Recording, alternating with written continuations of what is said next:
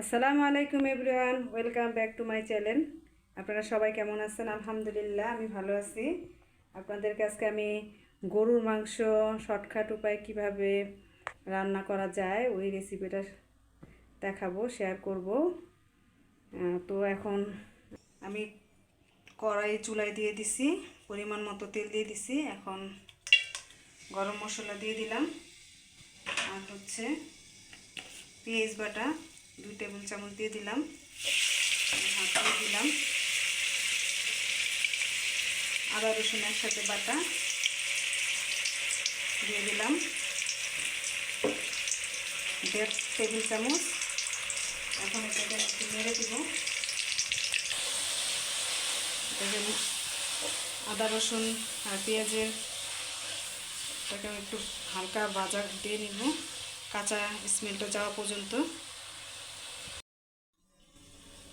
আমার পেঁয়াজ আর আদাটা একটু তেলে ভেজে নিচ্ছি। এখন আমি এ পর্যায়ে 1 টেবিল চামচ হলুদের গুঁড়ো, 1 টেবিল চামচ মরিচের গুঁড়ো দিয়ে দিব। আমি 2 কেজি পরিমাণের গরুর মাংস রান্না করতে নিচ্ছি। আর আমি সব সময় যে কোনো তরকারি, বেশিরভাগ তরকারি আমি মশলাটা এভাবে কষিয়ে তারপর রান্না করি। অনেকে আবার সব মশলা দিয়ে মাখায় জাখায় রান্না করে, কিন্তু ওইটা থেকে আমার কাছে মনে হয় যে এভাবে মশলাটা যদি ভালো করে কষায় রান্না করা যায় গরুর মাংসটা, তাহলে অনেক খেতেও সুস্বাদু হয় আর দেখতেও খুবই সুন্দর। আর খাওয়াটা তো অসাধারণ একটা গরুর মাংস হয় রান্নাটা। এর জন্য আমি সবসময় এভাবে মশলাটাকে ভালো করে কষিয়ে নিয়ে তারপরে রান্না করি। তো এখানে এখন আমি একটু হালকা পানি দিয়ে দিব। এখন আমি ভালো করে কষিয়ে নেব যে পর্যন্ত মশলা থেকে তেলটা না ছেড়ে দিবে, এই অবধি আমি এটাকে ভালো করে কষাবো।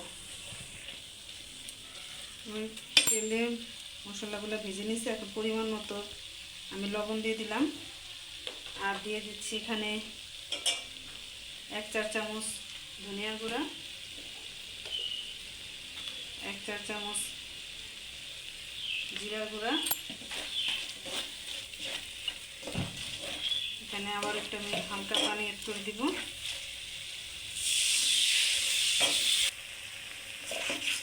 দেখেন আমার মশলাগুলো থেকে তেল ছেড়ে দিছে। আমার শাশুড়ি মা, আমার নিজের মা সবসময় বলেন ভালো করে কষিয়ে নাকি মশলা কষা তরকারি রান্না করলে ওটা নাকি অনেক বেশি স্বাদ হয়। এই জন্য আমি সবসময় সব তরকারিগুলোতে, বেশিরভাগ তরকারিতে আমি মশলা ভালো করে এইভাবে মশলা থেকে তেল ছেড়ে দেওয়ার পর আমি তরকারি রান্না করি। এখানে পর্যায়ে আমি মাংসগুলো দিয়ে দিলাম। মাংসগুলো দিয়ে এখন এটা নেড়ে চেড়ে ঢেকে রাখবো।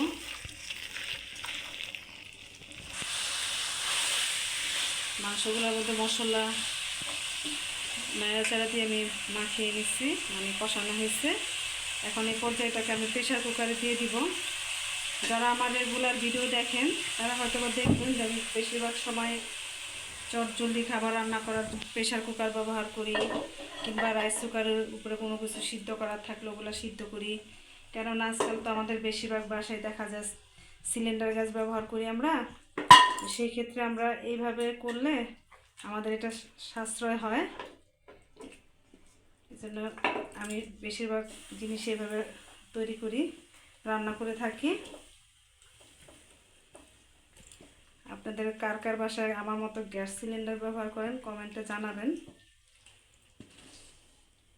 তো এটা এখন আমি ঢাকনা দিয়ে ঢেকে দিব হালকা একটু পানি দিয়ে।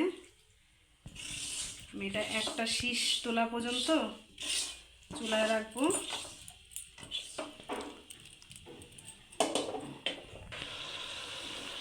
কড়াইটা ধুয়ে 1 কাপ পরিমাণ পানি দিয়ে দিলাম। আমি যদি এটা ভুনা করবো, এটা ঝোল তেমন একটা থাকবে না, তো 1 কাপ পরিমাণ আমি পানি দিলাম। এখন এটাকে আমি ঢাকনা দিয়ে ঢেকে দিলাম। এটা হাই হিটে রাখবো, এটা শীষ মানে গরম হওয়ার আগ পর্যন্ত। তারপর আমি লো হিটে একটা শীষ দিয়ে নামিয়ে ফেলবো। তবে নামানোর পর আমি এটা শীষ মানে খুলবো না, আমি কি এটা মুখটা আটকানোই থাকবে। তখন কি হয়, মুখটা আটকানো থাকলে ওটা ওইভাবেই সিদ্ধ হয়ে যায়, মানে ভালো যেভাবে রান্নাটা হয়ে যায় আমি আপনাদের সাথে শেয়ার করব। ততক্ষণ আমার সাথেই থাকুন। আমার গরুর মাংসটা রান্না করা হয়ে গেছে।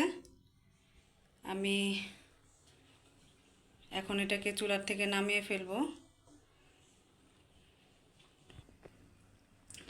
অবশেষে শর্টকাট উপায় আমি গরুর মাংসটা রান্না করছি এবং আপনাদের সেই রেসিপিটা দেখাইছি আমি কিভাবে শর্টকাট করে রান্না করি। আপনারা ধৈর্য ধরে যারাই আমার এই গরুর মাংস রান্নাটা রেসিপি দেখছেন তাদেরকে অসংখ্য ধন্যবাদ।